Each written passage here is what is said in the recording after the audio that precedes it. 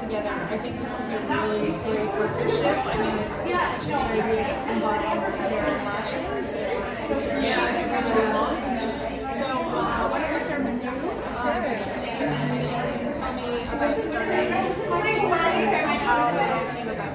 Sure, I'm Natalie. I'm the founder and brand president of Make. It started out actually a few steps from here. We opened our first location in 2011.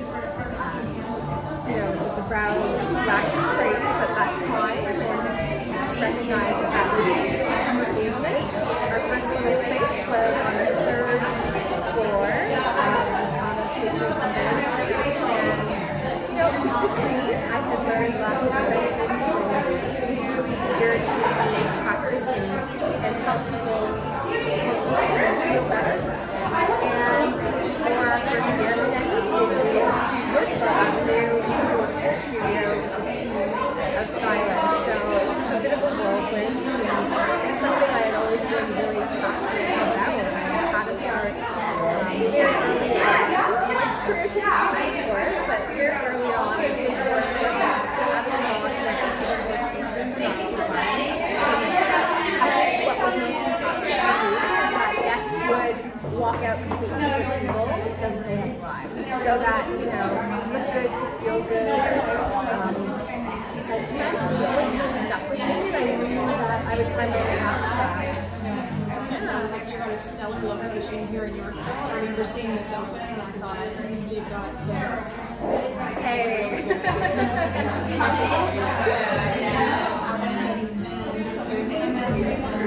When you started out.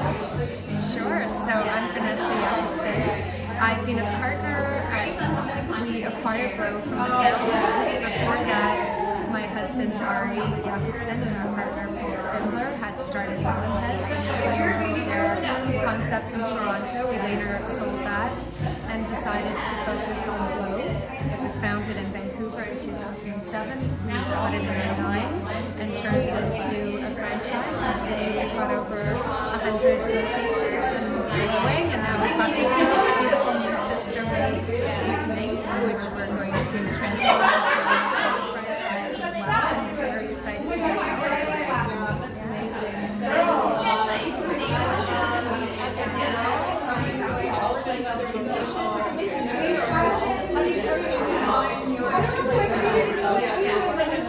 So we're going to grow the brands separately in terms of physical space, and we're also going to be looking at hybrid models where we can have a combination of blow dry bar services alongside maybe lash and brow bar services.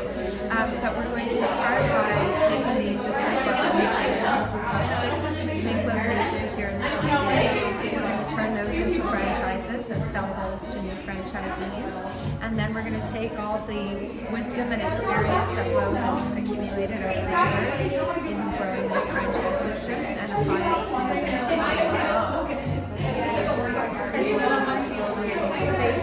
We recently opened in Vermont with Lash Con that we will be having for the holiday season. The goal to become permanent. It's launched last week, and it's off to a great start. Yeah.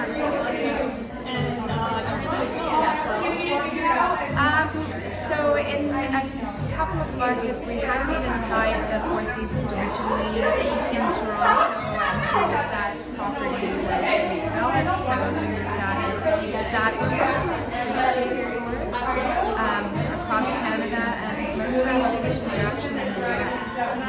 Yeah, it's on the map. Yeah, that's a lot of locations. It's such a business that everybody needs, right? It's just amazing. This is after like 3 days of the whole episode, and that's as much as I can do. So I mean, it's a business that it's a recurring business that women need to do like on a regular basis, especially lash extensions.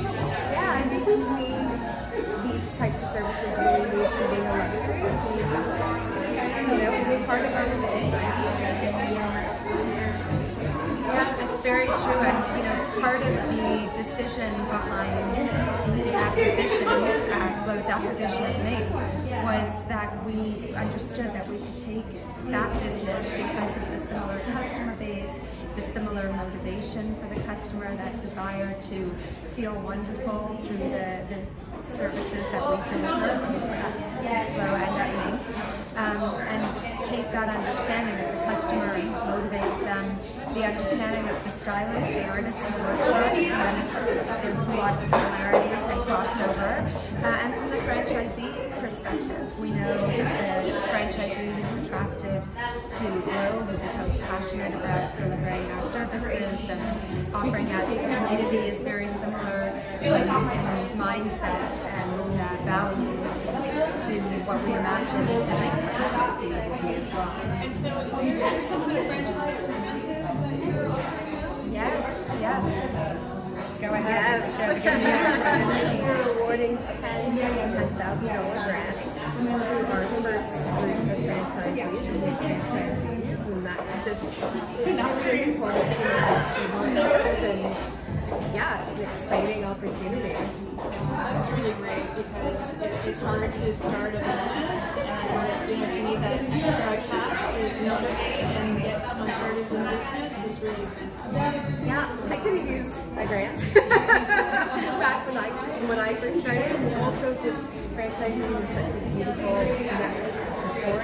You're surrounded by experienced franchisor, a network of franchisees and business owners, like literally all the things that would have checked my wish list when I first started it. So it's exciting to be able to offer that. And our early franchisees on the Make side are going to have the benefit of working so closely with Nat to learn how to grow their businesses. So that's a real advantage to those who are going to come in while we're still small. Yeah, absolutely. And just starting any kind of business in the beauty industry, to have this business knowledge and educational support is really a great way to get started. Thank you. We think so. We really do.